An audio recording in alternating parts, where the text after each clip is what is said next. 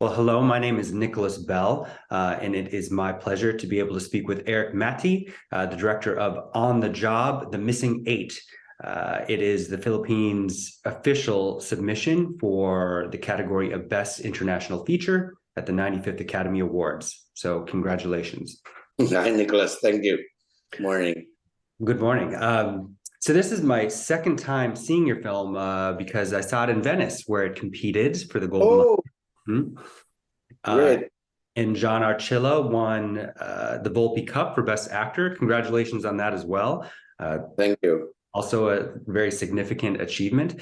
And I think for anybody that's unfamiliar, this is technically a follow-up to your 2013 film, On the Job, which premiered at Cannes and Directors Fortnight.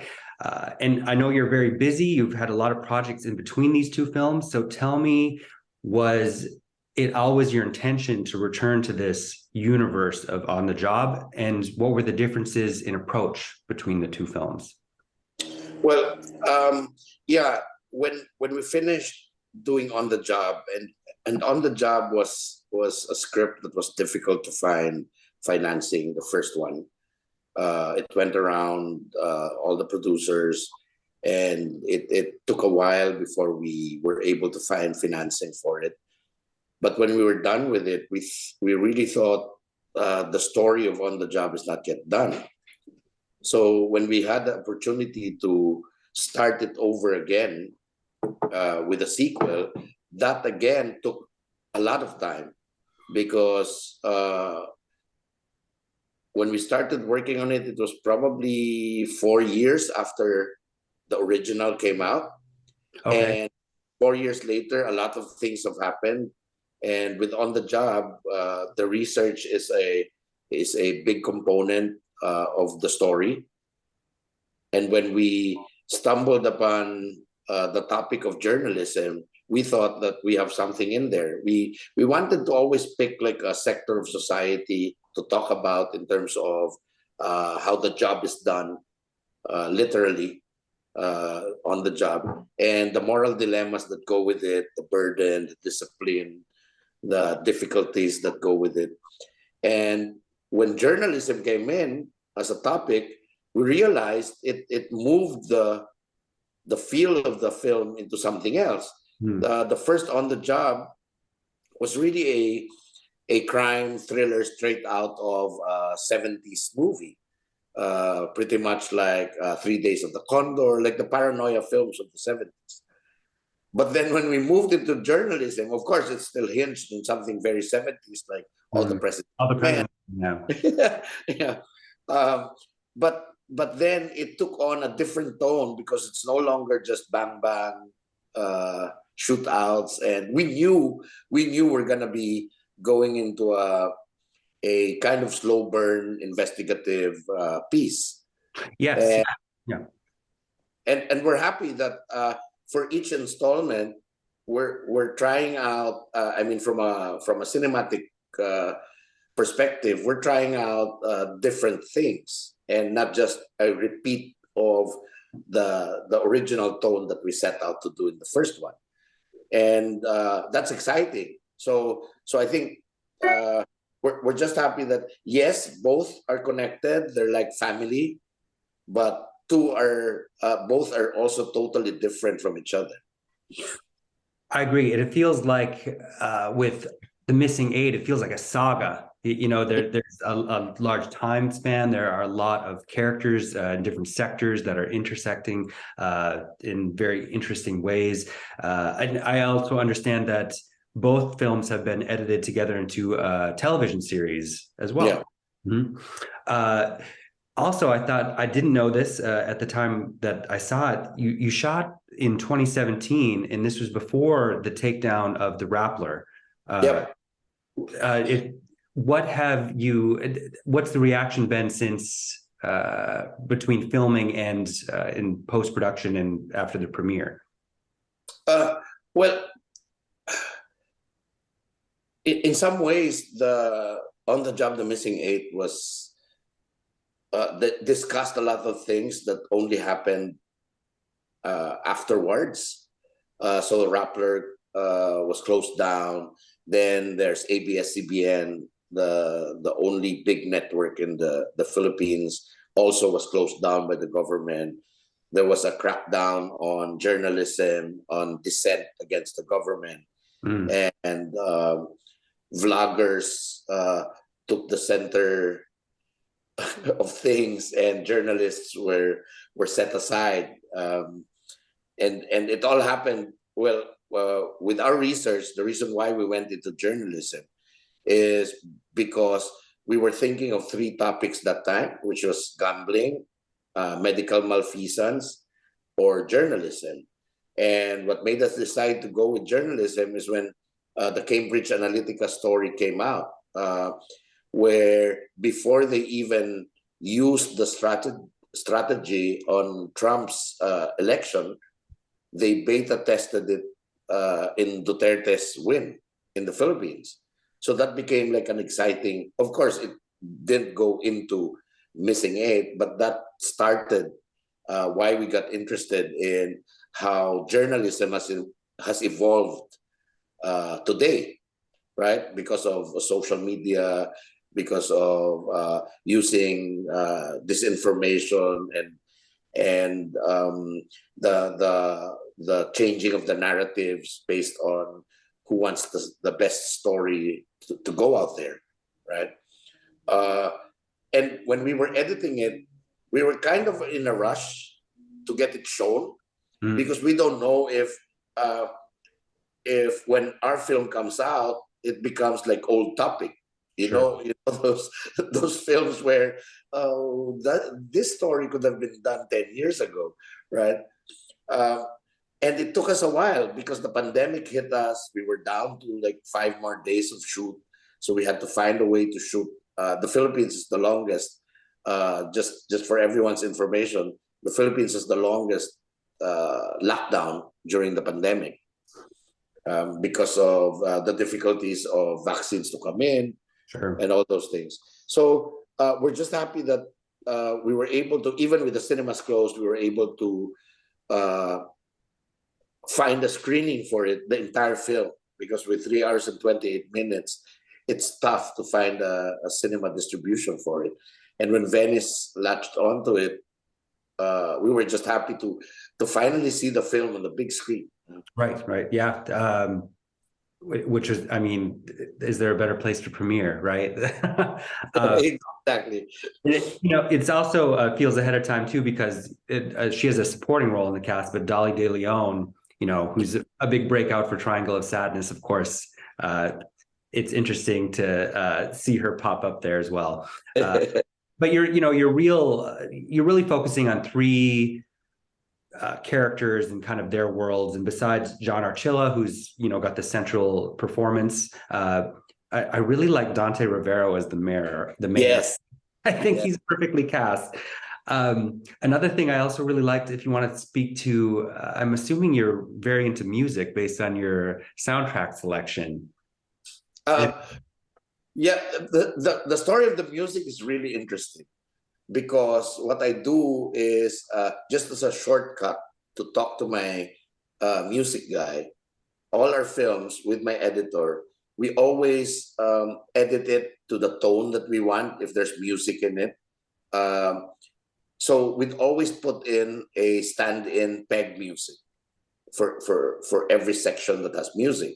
And almost always, it's just to show the music guy, and the music guy thinks up of whether he's going to score it or he's going to find a local song that could match it, and those things. So when I did the first cut, and I really envisioned this film to be like an homage to the American gangster films. And the American gangster, who else would you look at but the sprawling music choices of Goodfellas, Casino, and I thought it shouldn't look pretentious because there's also karaoke in the movie, and most of those standards pop in and out of karaoke gigs, right? So I thought it was just a nice hint on a kind of genre. to up the feeling of the film. So I put all those songs, the ones that end up in the film, I put all of that in there.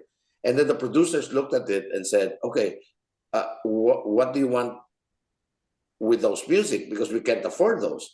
And I said, no, those are just stand-in. I'll change it. And then the deadline for Venice came in. And we were still in post-production. So I still didn't have music on it. So I sent the temp music along with an edit to Venice. And Venice said, we love the film, we wanna get it, and we just want to make sure the songs are also gonna be there, right? Like, yeah, they will. and then right after that, we sent it to HBO, and HBO said that the series, the cut up series, and HBO said, we're picking this up, but just to make sure, the music should be there, okay? So now me and my producers had no other choice but to, okay, let's go and find out how we could acquire all those songs.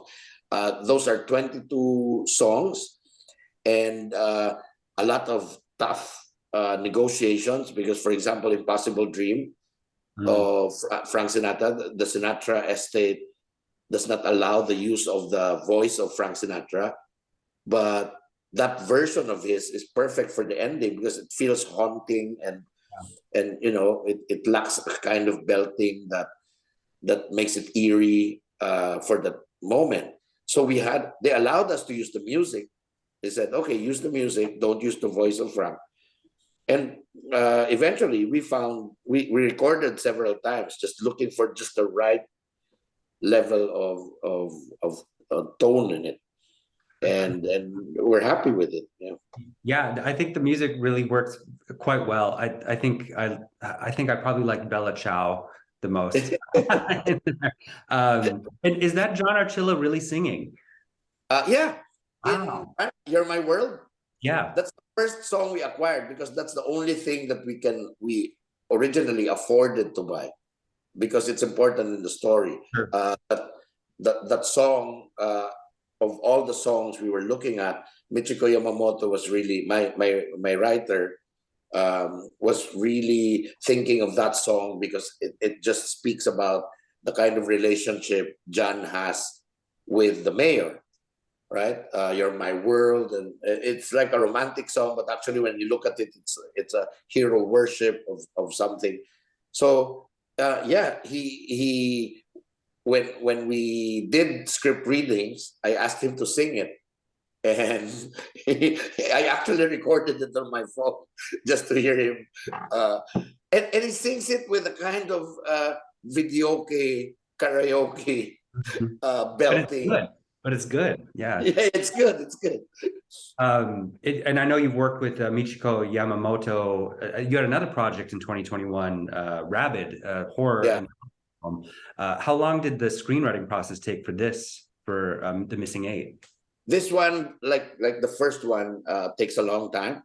I think the research is what really takes so much time. With this one, for example, Michiko, working with her researchers, did at least 8-9 months of research before she even started writing it. And while she was writing it, she was getting more and more research materials to come in. I need this, and not just research material. We talked to a lot of journalists, and the people you see on the film are practically based from people we also talked to, like Weng, for example, the story, the colleague of Sisoy in the film by Lotlot de Leon. I based it from a friend of ours, which we talked to for certain things in the film. And Shara Zambrano was a journalist from ABS-CBN, and because it's a shortcut, like a lot of actors need time to research on a specialized character, like a journalist, right? So what I did was just talk to Lotlot and said, look at this journalist, and maybe you could look at how she should do it, and then not copy, but just to get the essence of the journey. So that one. And it's it's my understanding that as I've mentioned before, you are a very busy director. You're also directing a Filipino remake of the French series Call My Agent. Very exciting. And I'm done shooting it. oh, you're shooting it. Wow. Yeah. Okay. I passed it on to two of my colleagues because I'm show running it. Okay. So I just did 2 episodes, and the rest of the 6 episodes, 2 other directors are doing it. So right now they're about to shoot tomorrow. I just finished my 2 episodes a week ago. Wow. And what about the project you're doing on Andres Bonifacio? That one where we're still looking for time to finance it because it's quite big. I'm sure that will be a fantastic role for somebody. Yep, definitely. Yeah. Definitely. Well, thank you very much for taking the time to speak with me today. It was a joy and a pleasure to watch your film, and I'm looking forward to what you have coming out in the future, and good luck to you. Okay, thank you, Nicholas. Nice talking to you.